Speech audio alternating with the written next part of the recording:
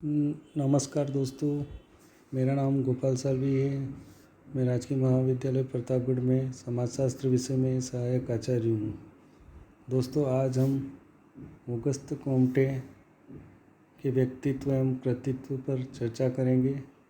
इस short lecture के माध्यम से हम यह जानने का प्रयास करेंगे कि ऑगस्त कॉम्टे कौन थे, उनका समाजशास्त्र में क्या योगदान था।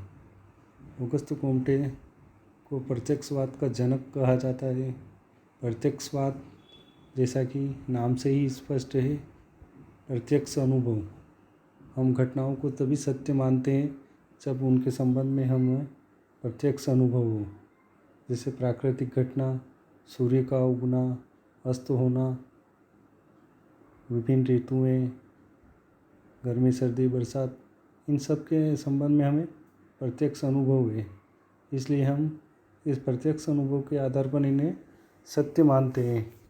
उसी प्रकार कॉम्टे का मानना था कि हमें प्रत्यक्ष अनुभव या प्रत्यक्षवाद के आधार पर ही समाज का अध्ययन करना चाहिए।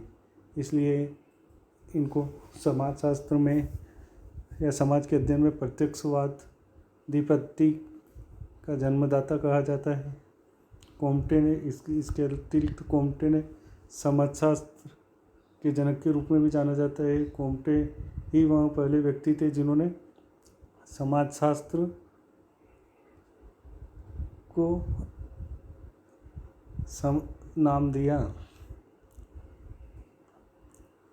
कॉम्टे समाजशास्त्र के जनक थे। कॉम्टे ने 1838 में सोशियोलॉजी या समाजशास्त्र नाम दिया। समाजशास्त्र के जनक के रूप में इनका नाम लिया जाता है। एंथोनी गिडिंग्स ने भी लिखा है कि समाजशास्त्र के विकास में एक पूरी बौद्धिक परंपरा लगी हुई थी। कॉम्टे को इस बात का श्रेय दिया जाना चाहिए कि कॉम्टे ने समाजशास्त्र को उसको का नाम दिया। अब हम कॉम्टे के जीवन के बारे में देख लेते हैं। कॉम्टे का जन्म फ्रांस के शहर मॉन्टप्लेयर में एक सरकारी कर्मचारी पिता के परिवार में हुआ था 19 जनवरी 1791 को। उनके पिता धार्मिक एवं परंपरावादी व्यक्ति थे। फ्रांसीसी क्रांति को पसंद नहीं करते थे।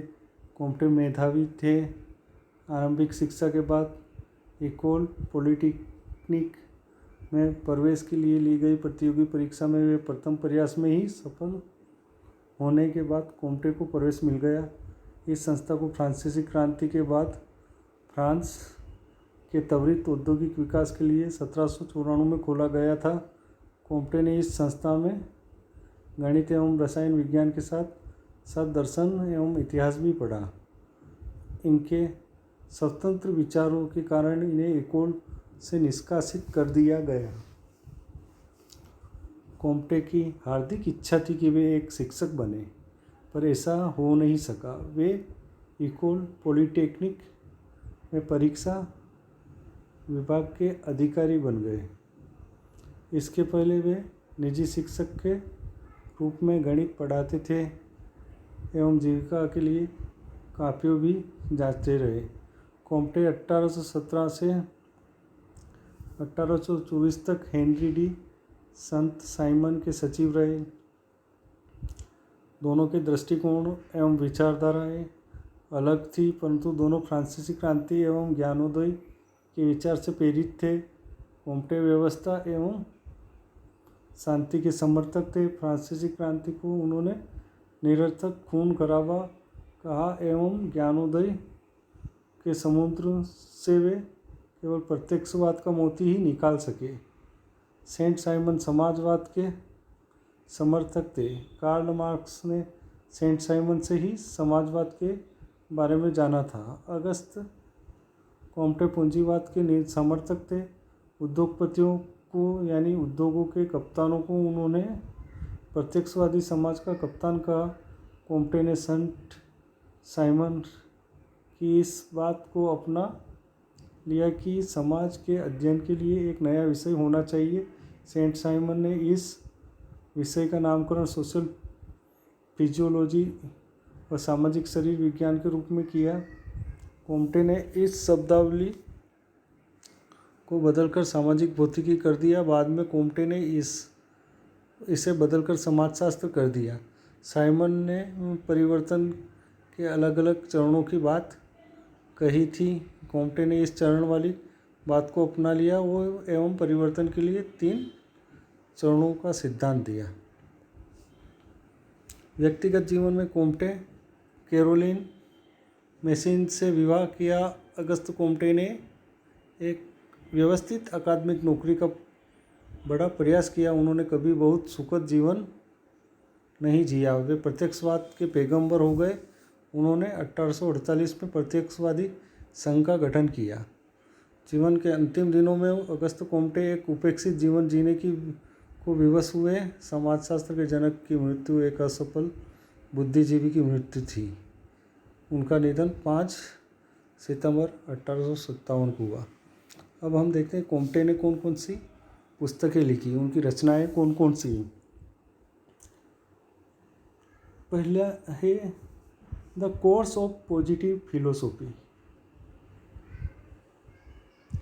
दूसरी रचना है पॉजिटिव पॉलिटी। तीसरा है discourse of the positive spirit 1844। फिर है रिलीजन ऑफ ह्यूमैनिटी। समाजशास्त्र के क्षेत्र में कोम्टे का योगदान। समाजशास्त्र के क्षेत्र में जैसा कि हम जानते हैं नंबर 1 समाजशास्त्र एक नवीन विज्ञान, अर्थात इन्होंने समाजशास्त्र को एक नवीन विज्ञान के रूप में स्थापित किया और उसका नामकरण किया। नंबर 2 चिंतन की 3 अवस्थाओं का नियम। ऑगस्ट कोम्टे ने मानव ज्ञान की अवस्थाओं के 3 नियमों का प्रतिपादन किया। उन्होंने मानव ज्ञान के विकास की 3 अवस्थाएं बताई, थियोलॉजिकल, मेटाफिजिकल और पॉजिटिविज्म। नंबर 3 सामाजिक विज्ञान का वर्गीकरण और उनका संविस्तरण। कोम्टे ने विभिन्न सामाजिक विज्ञानों का एक वर्गीकरण किया, उनका एक स्तरण बनाया। यह स्तरण उनकी विषय सामग्री की सरलता और जटिलता पर आधारित था। इसी के आधार पर उन्होंने विज्ञानों का वर्गीकरण किया। नंबर 4 सामाजिक स्थिति विज्ञान तथा सामाजिक गति विज्ञान। कोम्टे ने सामाजिक विज्ञान को 2 भागों में विभाजित किया, सामाजिक स्थिति और सामाजिक गति विज्ञान। मानवता, धर्म और प्रत्यक्षवाद। जैसा कि हमने देखा प्रत्यक्षवाद के संबंध में कोम्टे के विचार महत्वपूर्ण है। इनको प्रत्यक्षवाद का जन्मदाता कहा जाता है। इन्होंने समाज विज्ञानों में अध्ययन की प्रत्यक्षवादी पद्धति का प्रतिपादन किया।